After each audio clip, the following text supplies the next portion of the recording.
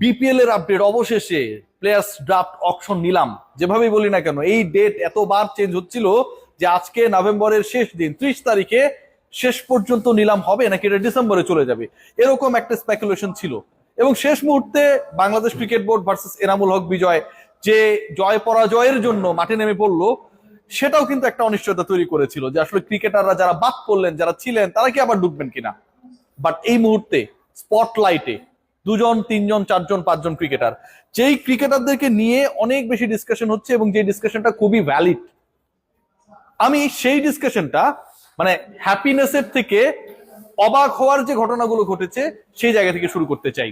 লিটন কুমার দাস, আমি বিডি ক্রিক টাইমে একটা কন্টেন্টে বললাম যে আমাকে যদি এই মুহূর্তে চুজ করতে দেয়া হয় টি-20 কোন ক্রিকেটার থেকে যিনি ডিরেক্ট সাইন হন নাই কাকে নিতে চান, মাই choice was Liton Kumar Das, captain, keeper, opening batter and scorer. Liton Kumar Das যিনি ক্যাটাগরি এ মানে টপ ক্যাটাগরিতে অবশিষ্ট যে দুজন ক্রিকেটার ছিলেন নাইম শেখ এবং লিটন কুমার দাস তাদের একজন। এই দুই ক্রিকেটারের ক্ষেত্রে যে ঘটনা ঘটেছে সকল ধরনের চিন্তা ভাবনাকে উল্টে দিয়েছে, পাল্টে দিয়েছে।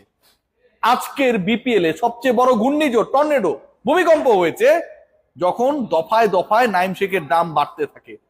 প্রথম কলটাই ছিল লিটন এবং নাইমের মধ্য থেকে নাইমের, এবং যেই কল শুরু হয়েছিল 50 লাখ টাকায় শেষ পর্যন্ত সেটা ডাবলেরও বেশি 1,10,00,000 টাকায় গিয়ে শেষ হয়েছে। নাইম শেখকে চট্টগ্রাম 1,10,00,000 টাকায় দলে ফিরিয়েছে এবারের বিপিএল এর জন্য। নাইম শেখ যখন কোটিপতি, লিটন কুমার দাস তখন কোটিপতি হতে পারে না। 50 থেকে যে শুরু হয়েছিল বিডিং সেটা শেষ পর্যন্ত 5টা কল পেয়েছে এবং 75 গিয়ে লিটনের যে কল, লিটনকে পাবার যে অন্য দলগুলো চেষ্টা আকাঙ্ক্ষা সেটা ফুল স্টপ হয়েছে।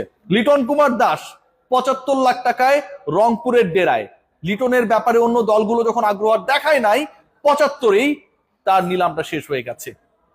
লিটন যখন 75, নাইম শেখ যখন 1,10,00,000, ঠিক তখন সবচেয়ে বড় অবাক করা জায়গা তৈরি হয়ে গিয়েছিল যে জিয়াউর রহমান, আমাদের সাবেক রাষ্ট্রপতি জিয়াউর রহমানের কথা আমি বলছি না, মানে অনেকে অনেকভাবে এগুলোকে ট্রল করার চেষ্টা করে, ম্যানিপুলেট করার চেষ্টা করে। আমাদের ক্রিকেটার জিয়াউর রহমান, সেই জিয়াউর রহমান 30 লাখ টাকায় বিক্রি হয়েছেন। জিয়াউর রহমান যখন 30 লাখ টাকায় বিক্রি হন তখন মাহমুদুল্লাহ রিয়াদ, মুশফিকুর রহিম, ইবাদত হোসেন, গেলবারের চ্যাম্পিয়ন টিম ফরচুন বরিশালের এই তিনজন গুরুত্বপূর্ণ অংশ যারা ছিলেন, মাহমুদুল্লাহ, মুশফিক এবং ইবাদত, তাদের ব্যাপারে কোনো দল নিলামের প্রথম দফায় প্রথম পর্যায়ে আগ্রহ দেখায় নাই। মিরাকল, কোনোভাবে এটা আসলে বিশ্বাসযোগ্য মনে হচ্ছিল না, অন্তত বেস প্রাইসে তো বিক্রি হবেন। চমক দেখিয়েছেন মোহাম্মদ সাইফুদ্দিন তিনি দল পেয়েছেন এবং সাইফুদ্দিন 68 লক্ষ টাকায় ঢাকার ডেরায় গেছেন। চমক দেখিয়েছেন তাওহিদ হৃদয়, তিনি 92 লক্ষ টাকায় 92 লাখ রংপুরে তার পরবর্তী ঠিকানা নিশ্চিত করেছেন। এবং এই দুই চমকের মাঝে আমার কাছে মনে হয় যে সবচেয়ে বড় চমক ছিল হাবিবুর রহমান সোহান। 18 লাখ থেকে যাকে নিয়ে বিডিং শুরু হয়, বাংলাদেশের যে রাইজিং স্টার্স টিমটা ছিল এশিয়া কাপে, সেই টিমের ওপেনার মারকুটে ব্যাটার হাবিবুর রহমান সোহান, যিনি থার্ড হাইয়েস্ট রান গেটার ছিলেন সবশেষ এমার্জিং এশিয়া কাপ বা রাইজিং স্টার্স এশিয়া কাপে, তিনি 50 লক্ষ টাকায় নোয়াখালীবাসীদের চোখের আনন্দ দেওয়ার জন্য পরবর্তী বিপিএল এ খেলবেন। লিটন কুমার দাস 75, শামীম হোসেন পাটোয়ারি, যার সাথে লিটনের সম্পর্ক দলে থাকা না থাকা নিয়ে লিপুর সাথে গ্যাঞ্জাম, সেই শামীম হোসেন পাটোয়ারি ঢাকার হয়ে খেলবেন 56 লক্ষ টাকায়। শান্তি আর স্বস্তির জায়গাটা কোথায়? সাব্বির রহমানকে নিয়ে অনেক কন্টেন্টস হয়েছে, অনেক আলোচনা হয়েছে, শেষ পর্যন্ত সাব্বির কোন দলে খেলেন সেই ডিসকাশনটা যখন তুঙ্গে, তিনি কোন দলের হয়ে পরের বিপিএল এ খেলবেন নাকি আনফরচুনেট হয়ে গত বিপিএল এর আগের যে আসরগুলো ছিল সেই আসরগুলোতে তিনি দল পাননি, সেরকম কোনো কিছু একটা করতে যাচ্ছে। সাব্বিরের দল পরিবর্তন ঘটে নাই। Sabbir is going to B the part of Dhaka again. Dhaka Capitals এর হয়ে সাব্বির খেলবেন, গেল আসরে সাব্বির খেলেছিলেন ঢাকার হয়ে, এবং এবার সাব্বিরের প্রাইস 28 লাখ, 28 লক্ষ টাকায় সাব্বিরের ঠিকানা ঢাকা ক্যাপিটালস। আমাদের আরেক প্রিয় ক্রিকেটার, বাংলাদেশকে দীর্ঘ সময় সার্ভিস দেয়, যাকে এখনো বাংলাদেশের মানুষ মিস করে, নাসির হোসেন, তিনিও ঢাকায়। তাসকিন আহমেদ আগে থেকেই ঢাকায়। নাসির, সাব্বির, তাসকিন আমার কাছে মনে হয় ঢাকাকে রোমাঞ্চকর বিপিএল এর এক্সপেরিয়েন্স দেওয়ার জন্য যে লোকাল ক্রিকেটাররা, যাদের ব্যাপারে মানুষের প্রচন্ড আগ্রহ রয়েছে, যেই ক্রিকেটারদের fan base is very huge, সেই পার্টিকুলার ক্রিকেটাররা এই মুহূর্তে ঢাকার ডেরায়। আলোচনা রয়েছে জাকের আলী অনিক। প্রিয় জাকের আলী অনিক এবারও বল যেখানেই যাক তিনি লেগ সাইডে মারবেনই, এবং বিপিএল আমার কাছে মনে হয় ওয়ার্ল্ড কাপের আগে সেটা একটা ভালো প্রিপারেশন তার হয়ে যাবে। জাকের আলী অনিকের ঠিকানা নোয়াখালীবাসী যেমন একদিক থেকে সোহানকে নিয়ে চমক দেখিয়েছে, জাকের আলী অনিককেও দলে ভিড়িয়ে তারা চমক দিয়েছে। জাকেরের দাম বাড়ে নাই। জাকের 35 লাখ টাকার ক্রিকেটার, মানে যেই বেস প্রাইজের ক্রিকেটার তিনি ছিলেন, সেখানটাই একটা দলে বিট করেছে, সেটা হচ্ছে নোয়াখালী এক্সপ্রেস, এবং 35 লাখ টাকায় জাকের আলী অনিকের ঠিকানা সেখানটায়। চমক জাকেরের যদি ব্যাপারটা চমক হয়, মুশফিক মাহমুদুল্লাহ যদি দল না পাওয়া চমক হয়, আমার কাছে মনে হয় যে সবচেয়ে বড় চমক এবারের বিপিএলে ইয়াসির চৌধুরী রাব্বি। তার প্রাইস কত হতে পারতো, তার দল পাওয়া নেই, কিন্তু আমরা অনেকটা কনফিউজ ছিলাম। ইয়াসির চৌধুরী রাব্বি যখন ছক্কার দরকার হয় তখন তিনি সিঙ্গেল নেওয়ার চেষ্টা করেন, যখন সিঙ্গেলের দরকার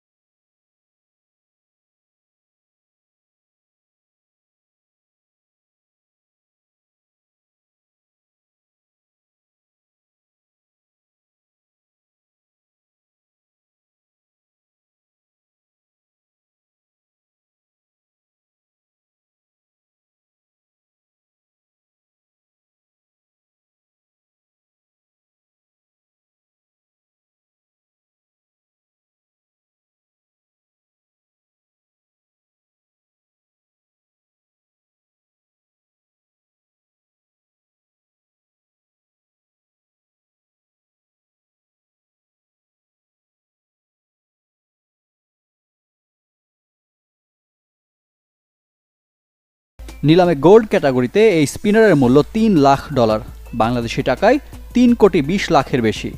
পুরো টুর্নামেন্টে দলের সাথে থাকলে চুক্তির পূর্ণ অর্থ পাবেন। তবে অনিশ্চয়তা আছে এবারও, বিপিএল এর সাথে সাংঘর্ষিক সূচির কারণে এমন সংখ্যা প্রবল। তবে নিজ দেশের ফ্র্যাঞ্চাইজি লিগ বাদ দিয়ে বিগ ব্যাশে খেলতে চাইলে পরিস্থিতি কোথায় গিয়ে ঠেকবে তা জানা সময় সাপেক্ষ।